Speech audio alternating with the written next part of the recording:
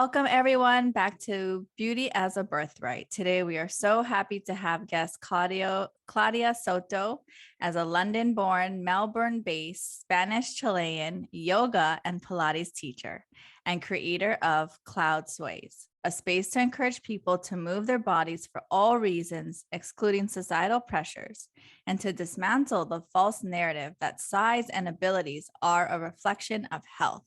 Wow. Welcome, Claudia. What a nice intro. I love that. You can take that. That's so sweet. I love it. Yes. So, Claudia, we start our podcast by asking our guests what the most beautiful thing is about you today. My patience today. The 6 a.m. patient. Nothing's really hit me, but I feel nice and calm today. So, are you usually an impatient person? No, I'm not. I quite like waking up early in the morning before, when like everyone's still sleeping. Like I am a morning person. I just love that kind of just slower way of starting things. No, not usually an impatient person. No. Maybe some internal dialogue going on there. I mean, I'd like to say I'm patient, but I don't know. Hopefully I'll too. Yeah, I'm not a morning person, but I know the times that I have woken up before everyone else. Like it just feels like it's just you in the world, and it's so quiet. Paige is a morning person. She wakes up like crazy early, right, yes. Paige? Well, that's because of my 7-year-old.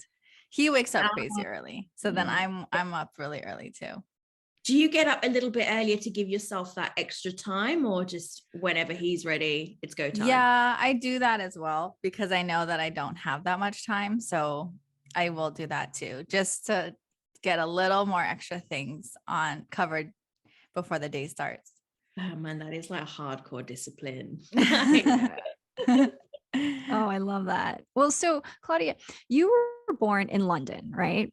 But your mother is Spanish, your father is Chilean, and your father was a political refugee, right? Yeah, that's right. But now you live in Melbourne, Australia. And so when I read your story, it was like, oh my gosh, this person has such a multicultural life, right? Different worlds, different parts of the world. And so I'm curious to know, how was your upbringing? How did it shape your understanding of beauty? And then because you grew up in London, but you grew up with two different culture parents, and then you're now in Australia. How has living in different cultures shaped your understanding of beauty? Yeah. Well, I guess like most people, beauty and what being the right woman kind of was introduced to me quite early on in life. Like I'd say, as most people, you kind of get that rude awakening quite early on in life. But I mean, I guess the good thing about growing up in London was the multiculturalness that comes with it, and just the vast the plethora of ethnicities that are there. And it's just like the best bit of London as well. So I mean, I'd say if I grew up in Spain, I'd probably feel a little bit different, maybe a bit more hyper aware of how different I looked compared to other Spanish girls my age. I felt that I was a lot curvier. I did go to a Spanish school, so just to add another little confusing. I went Spanish to a Spanish school in London. Yeah. Okay. So if you are from London, you probably know where that is. So it's in West London. It's like a little community there, but I always felt quite different to most girls my age. Now, it may not be something that, obviously it's not something that they did on purpose, or the teachers or anything like that, but I was quite hyper aware of how different we looked. So I think if I did grow up in Spain, I probably feel that times 10. But I mean, the good thing about growing up with a Spanish and Chilean dad was just how how good they were at making sure that I surrounded myself with people that would make me feel good about myself. So for example, like getting Barbies, I mean, now looking back, it's like, oh, that was actually really thoughtful for them. But back then, all I wanted was a Barbie like anyone else, right? The standard blonde Barbie. I couldn't understand why I wasn't allowed to get one.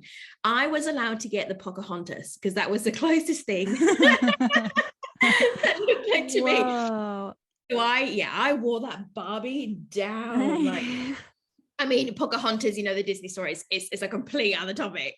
But that doing things like that would kind of avoid me falling into, the pressures of, you know, beauty as a girl, a woman, how far we're willing to go for those kind of things. So little things like that did contribute to me feeling comfortable in my skin as much as I could. You know, I did fall for that little maze, but yeah. Did you go? Why did your parents send you to the Spanish school? You know, I think if I ask them now, I don't think they know themselves. Yeah, so interesting. I was born in London, and then we moved to Spain when I was quite young. So I was still a baby. And I think they wanted me to have more connection to my Hispanic side, as because they weren't English. So they wanted me to have that same upbringing that they had. So, I mean, I guess that was their reason for sending me to the Spanish school. It was quite far. So they did regret sending me on that massive commute. So it was like an hour and a half commute there. Wow. It did, I don't know, it kept me fully bilingual. Like, I really enjoyed my time there. I left when I was 13. But yeah, I mean, I'm assuming that's why, but I think if they could go back in time, they probably wouldn't send me back. It's a commute and a half. Yeah. And then at 13, did you go to just a normal British school or? I went to the Brit school. So it's a performing arts school back home in London, in Croydon. It's a fantastic school. So if you have any passion for music, art, dance, theatre, musical theatre, they do it. And I'm telling you, this school, I could not rave about it enough. You have to audition. So it's not like it's something you pay for, the tuition fee. It's fantastic. So I went there to do dance and drama. So I left there when I was 13. And yeah, another fantastic school. I was pretty lucky. Oh, I'm so jealous. I begged my parents to let me audition to go to the performance art school. Oh yeah. I can't tell you how many times I watched the Save the Last Dance. You know the chair scene? Yes. Did you memorize it? Yes, I did, but they tell me that the audition wasn't obviously come and do your own thing. It was very like, we're going to do classical ballet. Just, oh man, but yeah, it's a great school. And we know that your mom had a really big influence on you growing up, because she's the one who first introduced you to yoga and Pilates. And then, you know, later with her battle with cancer, you talked about how she had obtained this thinness that I think was kind of something that maybe, well, society always pushes that agenda on us, but it seemed like personally that was something she also was interested in achieving. But then when she got there, the lesson was kind of, well, I got here because I'm sick and I'm not well, and I don't, like, isn't that ironic? And I feel like that had such a deep impact on you, the messaging of that. And so, you know, we would love to hear more about that for you and how you've also carried that throughout your years following your mom's battle. Yeah. So, I mean, so Pilates and yoga, as we know it, it's extremely whitewashed, right? So Joseph Pilates himself was a white man. So, I mean, you know, but when you think of Pilates and yoga, you think of everything that's advertised to us. So you think of a thin white woman smiling into the abyss because she's having the best time working out, you know, and the sweat droplets like glisten. But that's not actually the case. I mean, I am a Pilates and yoga teacher, and I think they're just such fantastic ways of moving the body. They're so great. So when she did that, most of her introduction and her interest in fitness for herself and for me were as part of contributing to how your body would look. So how could we mold our body to look a way that would be societally intact, right? How could we look a certain way to have society's approval of like, yeah, you know, you're thin, you're good to go, off you go. So, I mean, that always really affected me because I just thought that was the norm. She was so consumed by it. And I mean, I can't fault her for it because that is something that was so pushed in her generation and just women in general, right? Like, God, the terror that was the Atkins diet. God, I remember seeing that book in the kitchen when I was growing up, and suddenly the entire pantry had changed to whatever was molding to the Atkins diet. And I think, well, she was just so consumed by it. And thankfully, even though I was really consumed by it as well, almost like suffocated by it, not just through her, but just through what I was being told I had to do in order to take part in exercise. That were you thin, Claudia, growing up? I always thought I wasn't, but now, like many people, most people, I look back in pictures and I think, bloody hell, yeah, I was just a child. Like, I looked fine. What was I thinking? And it just makes me so sad because I look at pictures and I remember vividly having that picture taken and feeling like I was fat or just didn't look a certain way. And now I look back and I think, God, how sad. Like, I was just a child. And to feel so self-conscious of my body, for it to just take over my whole day. So, I mean, I would say no, but I mean, I was just a child. I mean, I try now not to like think about, oh, was I thin? Was I fat? I mean, I was what I was. I was just a child growing up and I was just trying to live my best life. Yeah. But yeah, like, so when mum started doing Pilates and yoga, I think she started with Garuda, which is just a fabulous kind of, I'd say it's its own movement that was created by this guy called James De Silva in London. So she was introduced to that and then started doing Pilates, and then she took me into yoga. So I had a dance background. I have flat feet, so I was constantly having injuries. I was done, like, with dance. I'd hit my point where I wasn't enjoying it anymore. So she took me to my first yoga class, which was an absolute disaster. Like, it was hot yoga of all things. Oh my gosh. What was going on? I was slipping and sliding all over my mat. Every time I was doing something, I just like would peek over to the next mat and she was just there like, you're doing it wrong. And it's, oh man. But I loved it, even though I had no idea what was going on. I had the best time. And then I just got introduced to the world of yoga that way. And I mean, it's a whole big story, isn't it? But when mum got sick, I mean, she was always just so fixated in how she looked, which was such a contradiction to who she was as a person in her everyday life, right? She was just so light. She was so personable. She was so social. She was so outgoing. She'd be the first person to help lift you up if you were putting yourself down. It was completely different when it came to her, right? When she was just hyper fixated on how she looked. And I think if she were here today, she'd probably be devastated to hear that. But unfortunately for her and for many women, it just, sometimes you get to the lowest point and you get to just, you're knocking on death's door and it's still not enough. Like, what was the biggest shock for me was we work so hard every single day. God, imagine how much time we'd have if we didn't worry about what we looked like, what we ate. How much time would we have?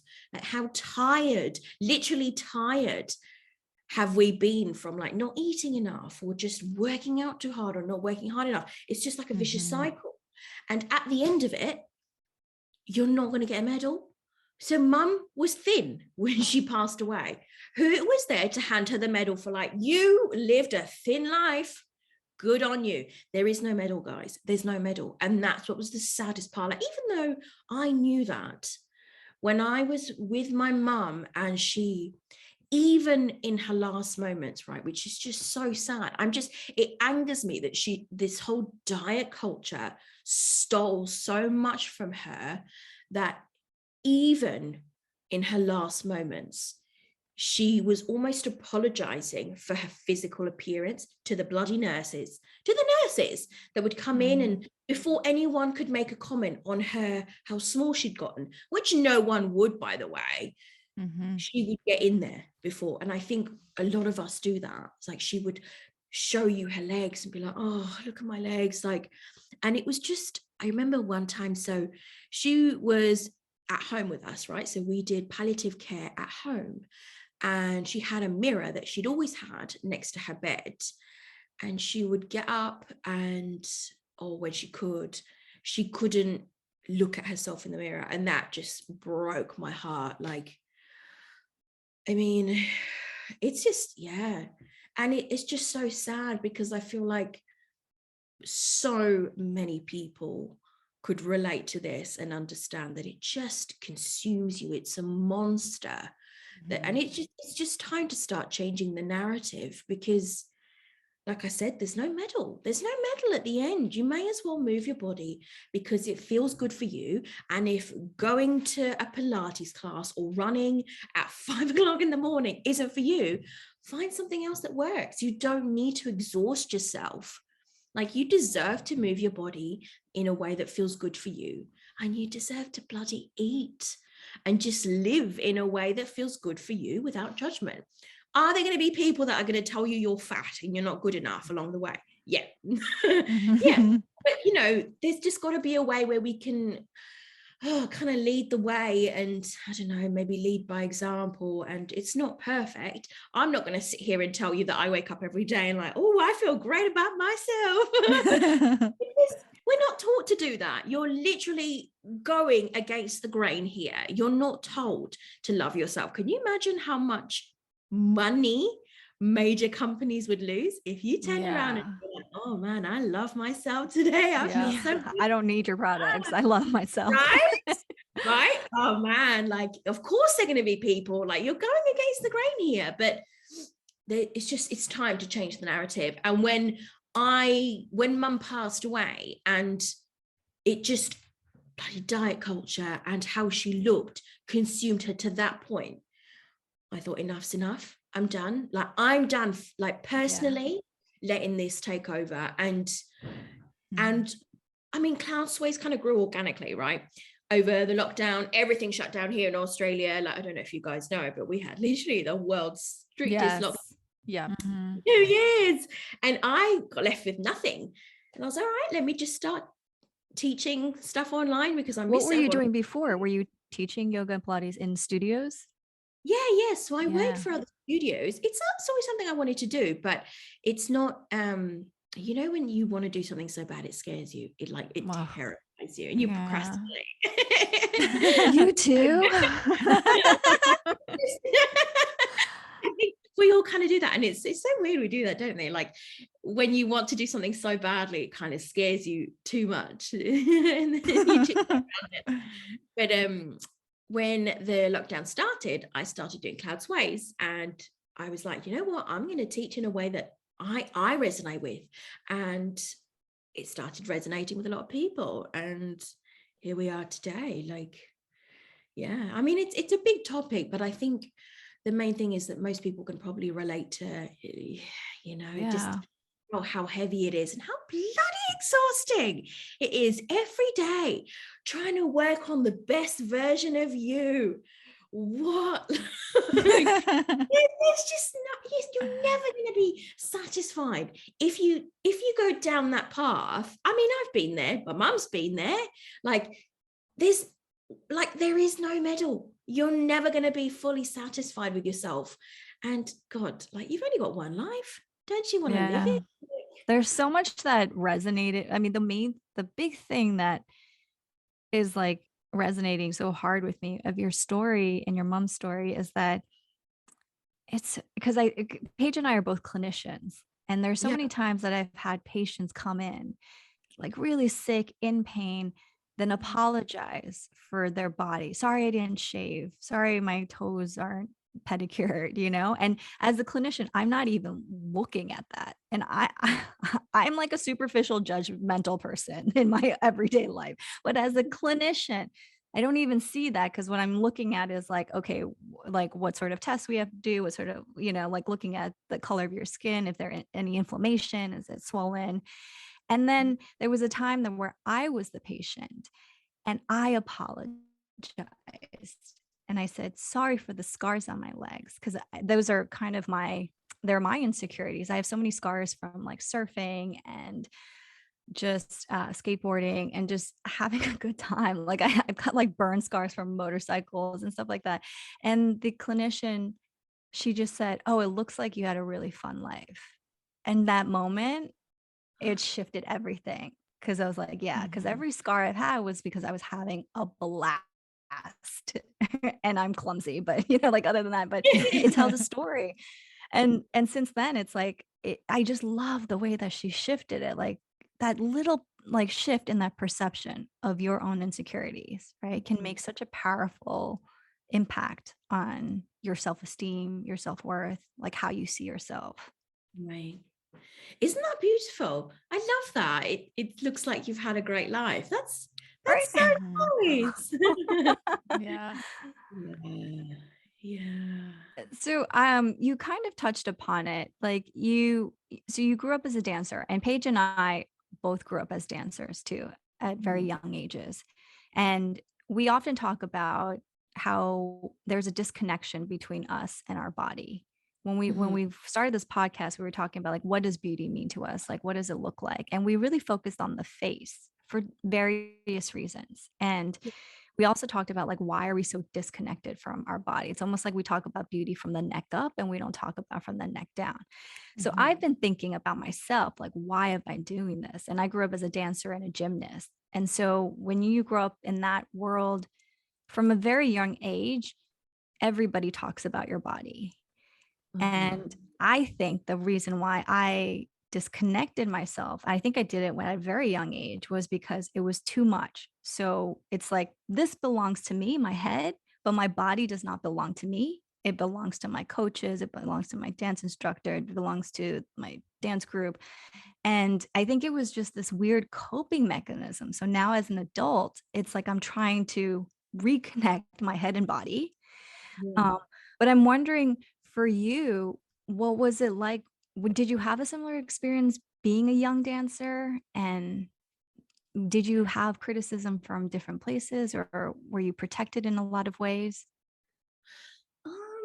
Yeah, I guess I've never thought of it that way, of feeling like your body doesn't really belong to you. But I think a lot of people would probably feel like that as well, because I don't know, I think I mean, I wouldn't do it now, but thinking of like when I grew up, far too many people had an opinion on what my body looked like and what it should look like. And if I had anyone saying that to a child now, I mean, gosh, I mean, I don't, a disconnect. Yeah, I suppose there was always a disconnect. And yeah, I don't feel, that's a tricky one. It's kind of like, I don't know.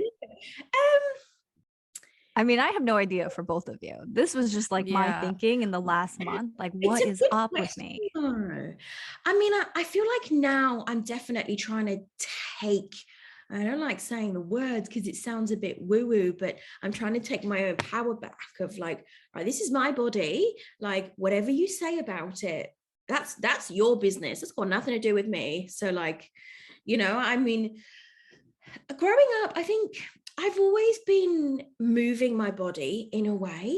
I wouldn't say I felt like my body belonged to my coaches. Here's the sad thing. I don't feel like any of my dance teachers, my gymnastics teachers, some teachers, whatever teachers I had, commented on my body. I was pretty lucky in that sense.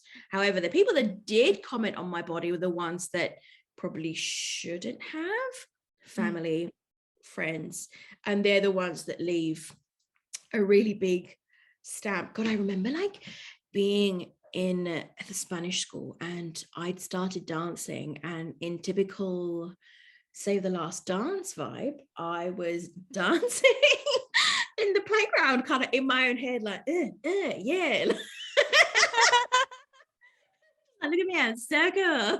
Just elbowing the air.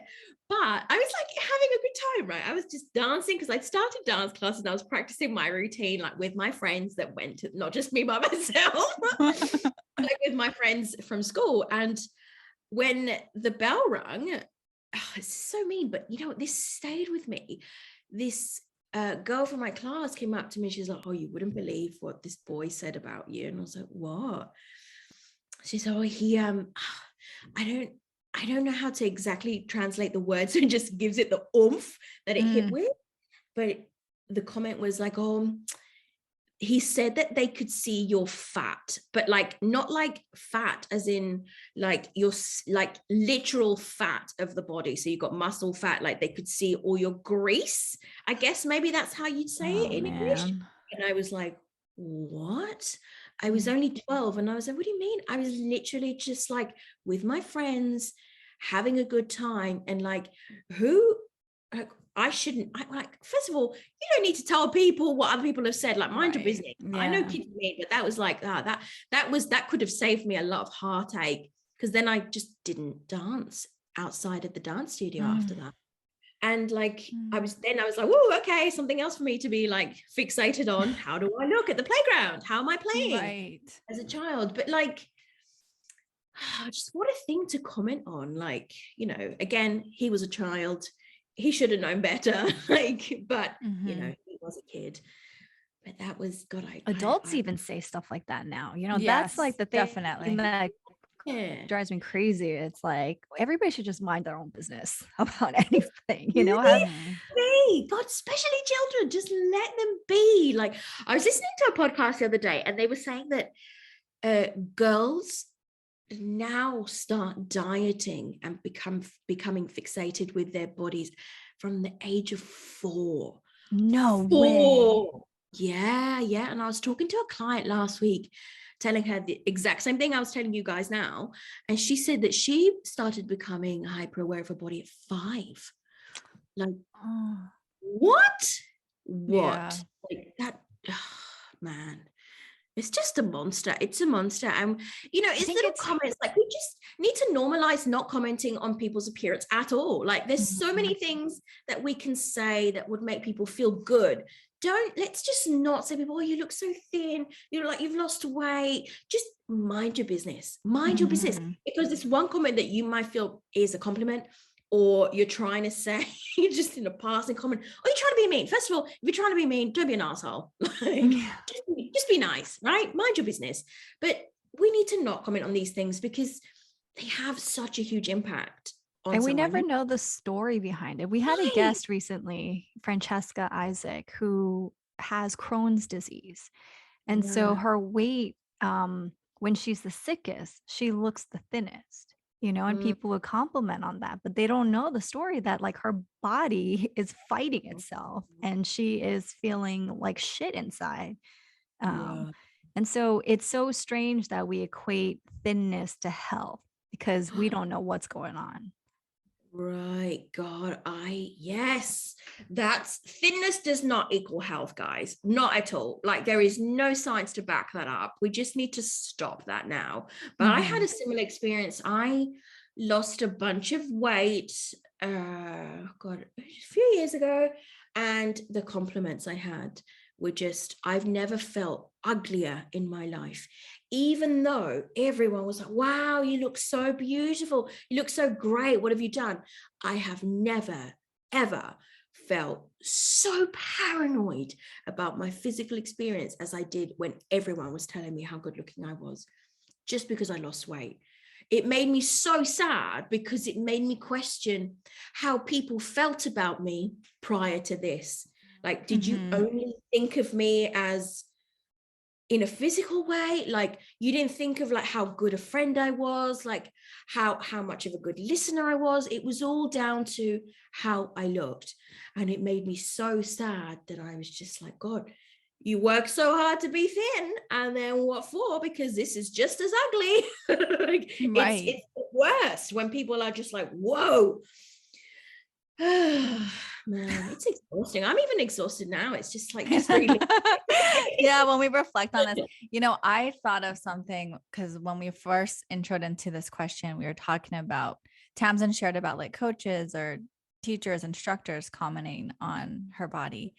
And this memory popped up that I didn't really think about, where when I was also a young competitive gymnast, and I think I was probably in 6th grade.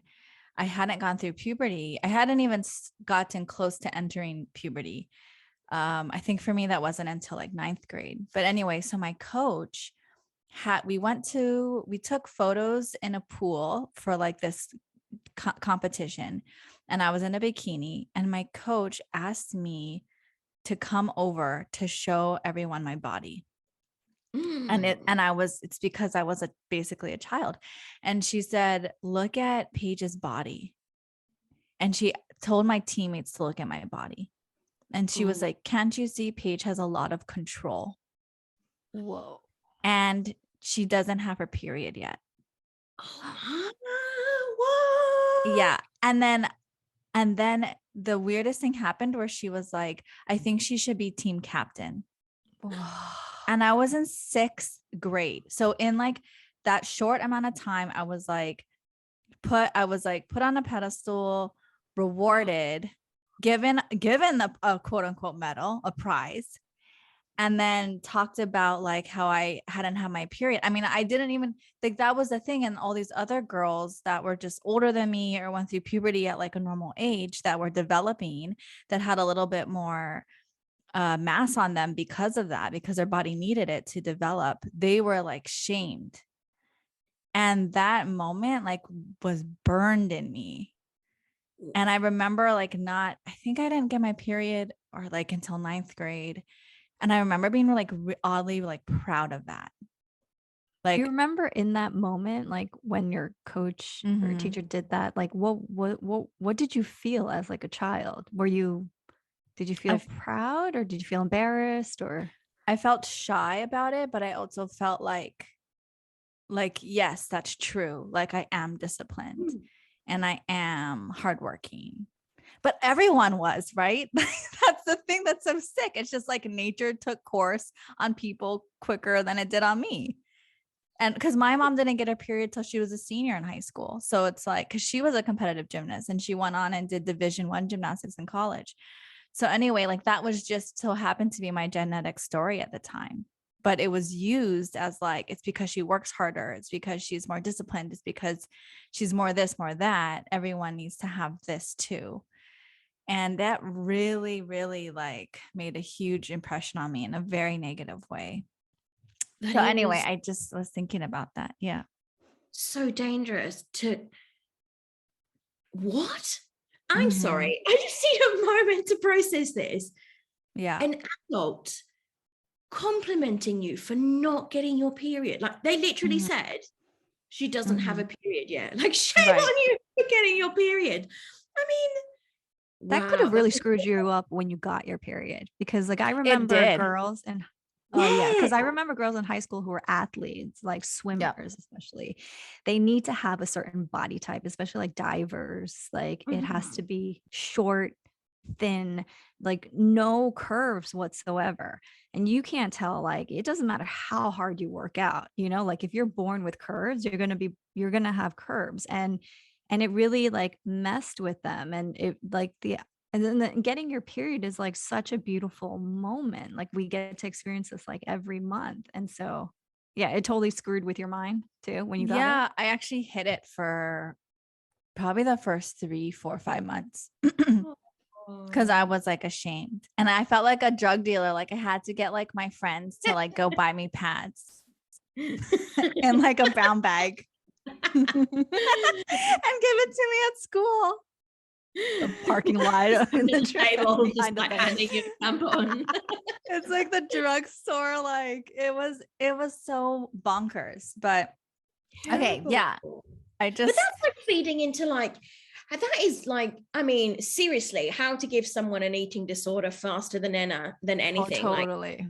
let's yes. avoid period. Like, wow. I mean, that Right. is quite, yeah, I mean, that's quite common in like the gymnastic and swimming world, isn't it? Like, Mhm. oh, that is just, and but also like, why wouldn't you feel proud like of someone telling you that they're an adult, they're a coach, they're Mhm. meant to protect you and show you like what is right. But unfortunately, that's not the case Right. for people in this situation. Like, oh man, like that's the last thing you do. Like when you're like hormonal, you feel a little bit awkward. You don't want to shame someone. Like you having to like No, it's smell so tampons in school.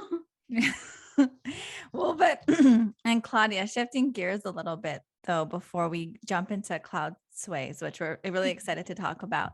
But you had spent some time working in the disability sector, and you talk Yeah. about how it really opened your eyes to a new perspective on life. Can you share Mhm. more specifically in what ways your eyes were opened to this new outlook from that working in that sector? Yeah. So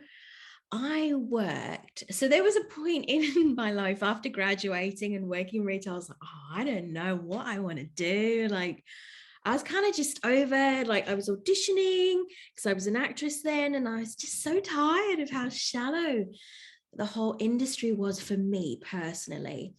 And I don't know how, but I applied for an agency that offered work in the disability sector. I don't know how I did it, but I ended up going to an interview for this agency, and then they were like, all right, well, we're going to send you to this school. And I was like, great. Just showed up to this school and I loved it. The minute I walked in, it was something like I'd never experienced before. The people were just wonderful, just the most fantastic school. It's called the Queen Elizabeth. It's such a long name. So basically QE2 for sure. Queen So Elizabeth British. Jubilee. I don't know. There's a Jubilee in there somewhere. It's in West London as well. And it was just the most fantastic school. And I ended up going to a classroom for I think the ages, it was at year one. So ages, I guess, between 4 and 5, and all kids with different disabilities. And it was just the most amazing. Just, I loved it the minute I walked in. And on my second day, there was a mum who came into the class who was wanting to bring her son into this special needs school, into this class, specifically the one I was in, because he was just given a diagnosis for this really rare fatal condition called Batten's disease. This little boy was called Frank.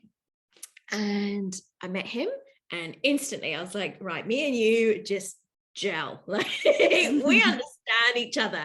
And we worked really well. Like he had his little intro day. I stayed with him because we were both new. And I was like, I don't know what I'm doing. You don't know what you're doing. Like, let's hang out together. And then it was the Christmas period. And then come January, he started officially in this school full time. And he was really upset his first day, and he remembered me. And then from that day, we just clicked, and I became his one-to-one. And little did I know it was just going to turn into this whole journey of this little boy. Basically, for me, he was like a little brother to me. So what he had was late infantile Batten's disease. So you guys can look it up. It's a fatal condition, but the one he had was usually diagnosed between the ages of 3 and 4, and the life expectancy was up till 12 or 13, which he did live up to 14, I believe. He passed away in October last year, but he was just, I just learned a whole new way of doing things and what really mattered to me. Like, he was just, I mean, all the kids, the school was just fantastic. I loved it. I was there for like 3 or 4 years before I moved to Australia. And I stayed with him as his one-to-one. Like, I mean, it was quite heartbreaking. So I started doing his physio with him. So when he'd start to lose his mobility for walking, we do a little exercise like that.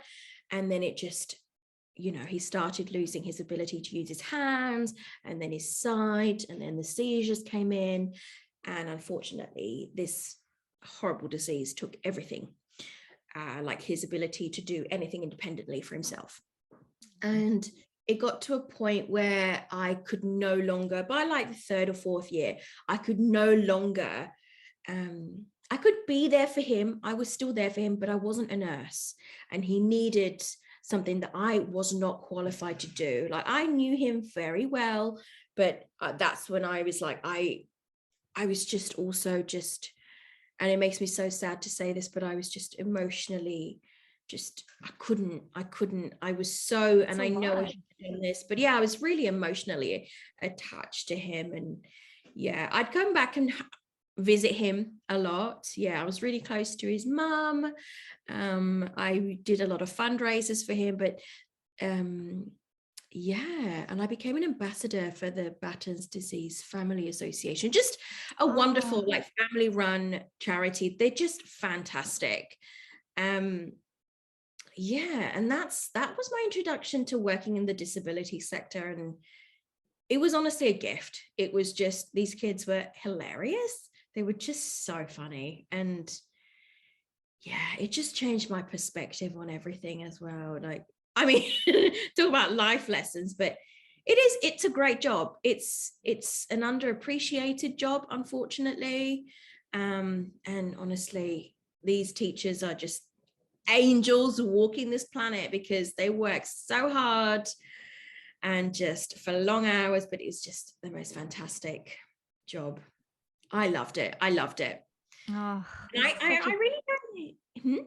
yeah, no, it's such a good story to just like, it's so incredible to have like that sort of impact. It just reminds you like how magical life really is when you get to connect with certain people. Yeah, and it just taught me so much, like learning how to communicate without speech. Like, you build these bonds with these children and people, you learn how to communicate without the use of words, and you just learn how powerful it is to make time for others. And just, God, we take our health that we are just given for granted. Like, and how it just doesn't limit your life. Having a disability does not limit your life. I'm not saying go here and like go and get a job in the disability sector because you're looking for inspiration. Don't do that. It's just, it was really nice for me. Just, yeah, I really enjoyed it. This might be a good time to switch gear a little bit, because we want to know more about Cloud Sways. That I want to know. I personally want to know, because I don't even know how I found your account. I don't, because I've done yoga, I've taken Pilates class, and I have this aversion to Pilates. I think it's because everything you've said. It's just this like very thin white body. It's very structured, like really like hardcore, like like this. I don't even know how to describe it. And I'm like this in my life normally, So you would think that I would get into Pilates, but I've always had this aversion. And when I saw your account, I love the fact that you were doing these modifications, one, because I'm all about modifications, even in my workouts. And then it's hilarious. You're so funny. And you have this like, I don't like, this content is like, it's just genuine. It's really sassy. It's like tongue in cheek, and you have such a good humor around these kind of serious topics. That's what I love. And so I'm curious to know, what does Cloud Sways even mean? And then how did it come about? what does it mean? I don't know. I love the name. I love the name. I love the brand. When I checked out your website, I was like, oh, I love everything about this design. Oh, Name. I love thank you. everything. Cloud Sways just came about. Like, I was thinking, like, you like created an Instagram handle, like, what, cloudy apple juice, cloudy what? And I was like, do you know what? Clouds movement. And I was like, no. Like, I sway kind of just like, because I've done so many different things in life. And I was like, what a perfect way to just, I sway through things. I don't know. I didn't overthink it, guys. I want to say that I had like I love it. light bulb moment. I said, this is going to make an impact now. It's just like my, like part of my name, Cloud, and then Sways. How it came about was through the pandemic. Like I said, we went through like those harsh lockdowns. I remember that we were like on the news and you hear lockdown, stage 4. That's what we called it, stage 4. And I was like, what is a stage 4? What does that mean? Everything shut down. I mean, shut down. Like it was so intense here. Like you were allowed to go for a walk. Like we had so many lockdowns. I don't even remember how many we had. Wow. And there was just a point where we couldn't leave the house for anything other than your 1 hour of exercise a day. And they like taped the benches and everything. I mean, I know it was kind of in the UK and to some extent, but like I'm talking about where the area I was, like they sent in the military, like I think the Marines, like in the park, they were like walking in 6, like in pairs, 2 of the police, 2 of the army. Like, anyway, so in the midst of all of that, and also I just lost my mum in March 2020, which was the very first lockdown. So I was like, what? The first few months of lockdown made no sense to me because you're already in your bubble of grief. I couldn't go home because they shut the borders. And I was just in my own bubble of what is going on? Like, I don't have my mum anymore. What does this mean? And so I was kind of forced to deal with my grief, which in a way was good, because I think if I didn't have a lockdown, I would have worked and just tried to avoid, but I couldn't. And I took some time off, like everyone else did. Like I couldn't really do much. And I'd lost all my jobs. Like I was a full-time Pilates and yoga instructor. And some of the studios I worked for shut down permanently because they couldn't afford to keep their business running, and others just locked down. And I was like, right, okay, so what am I going to do? And I was just scrolling through Facebook, I think at the time, or one of the social media platforms, and just seeing how depressing my feet was because everyone was so sad. And I'd started by then moving my body in a way that felt good for me because of what happened with mum. And I was like, I'm just going to put it out there. Like, I've got Zoom. Everyone's using Zoom. Does anyone want to do like a class on the house for me? Like for me, sorry, like with me. Do it for me. I love it. We should do that. Listen, guys, I'm feeling really down by myself. Does anybody want to do this with me? Everyone just do this for me. Like, but like with me. And people showed up on Zoom, and it was really sweet because I'm obviously living in Australia. I was in Australia at the time. I had family and friends in London, in Spain, in New York. So I had kind of like an international Zoom session. I was like, oh, this is really fun. And it helped lift my mood up because I was able to do what I enjoyed for 45 minutes out of those long 24-hour lockdown days. And I was like, okay, well, this seems to be resonating with other people. People seem to enjoy this. So I just offered a few more. And then I was like, I think I might do a website. And I did a website, and I was like, okay, I feel like I want to do so I do this thing when things get confusing or I procrastinate, I tend to create a fundraiser. I'm like, run. I know what I can do. Like, I'm just going to avoid everything, and I'm going to create a fundraiser, which is what I did. It's like I had a million things to do, but I know what would be really helpful right now. Something completely different. So I ended up doing this fundraiser to raise money for the hospice that looked after mum, St. Christopher's Hospice. And I was like, I set the bar at $150. And then I was like, no, I feel like $250 is good. And if people don't donate, I'll donate. It's fine. And I created this move-a-thon. So initially I was just going to do like an hour of doing Pilates and yoga and just offer it out for people that wanted to show up. And it just rolled into this other thing where I had 4 teachers. James De Silva being one of them, who was the creator of Garuda, that was actually one of my mum's mentors. And he was amazing because he kind of helped advertise it to one of his clientele, and it just, boom, exploded into this thing that I ended up raising, I think it was about $6,000. So my 250 mark just went out the wall. I had like 88 teachers across the globe join in. And it was just, looking back now, I was definitely in my grief bubble, like not, like I said, not dealing and just trying to do something completely different. Like this terrible habit of, I'm feeling really bad, so I'm going to try and make others feel better to make myself feel better, right? Mm-hmm. Like that's what I did. And after that, I was exhausted, dealt with my own shit because I had to look after myself after trying to raise money. And I realized, okay, this cloud sways thing is actually working. Let me teach privates. And I started teaching privates. And then when the lockdowns kind of started lifting, I created a little home studio for myself at home.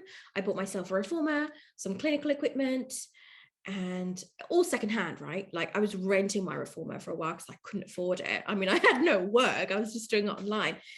And then people just started showing up, coming, and yeah. And now fast forward to 2 years later, I've moved house. I now have my own home studio here, which I own this place. So I've made it my own now, which is so nice. And I have my private clients that come here, and I now teach group classes as well, face to face. And we're going to be, something else is going to be happening for Cloud Sways, but it's moving forward. Like it all happened very organically. It's now become my baby. Yeah. Oh, it's amazing. I love this story. It's like, wow, yeah, no, that definitely happened. Because, just yesterday I was sitting in the bath and I feel a bit down, like, oh, it's just not going how I expected it to go. But when you look back, actually, no, like it's okay. I've done well. Like, yeah, definitely need to learn how to look back and do the good things, like how to celebrate the good things. Claudia, that's incredible. It's so cool to see what you made of your situation, what had happened. And you just described how this is something you tend to do when you're not feeling good. You try to help others feel good. That somehow makes you feel good. I mean, not somehow, that definitely does make you feel good. But then what happened from that type of like habit that you have is it then developed into something that's so fulfilling for you that you're able to sustain and nurture yourself. So I'm so glad that was the outcome for that. We have so much fun talking to you, Claudia, and we always ask our listeners at the end what their beauty legacy is. My beauty legacy. I'd say my beauty legacy is my ability to make people feel comfortable and make space for people to move their bodies in a way that is accessible and good for them. Beautiful. Yeah. I love that. Oh my God. Thank you for sharing the story of Cloud Sway. It's so beautiful that you've created this beautiful community and business, but also, just from grieving and then being able to pivot. And it says so much about your resilience and like who you really are, to take this like, and I also love the fact that you were like, I had no idea what I was doing. I'm just doing this and then this and then this and then this. Everyone knows what they're doing.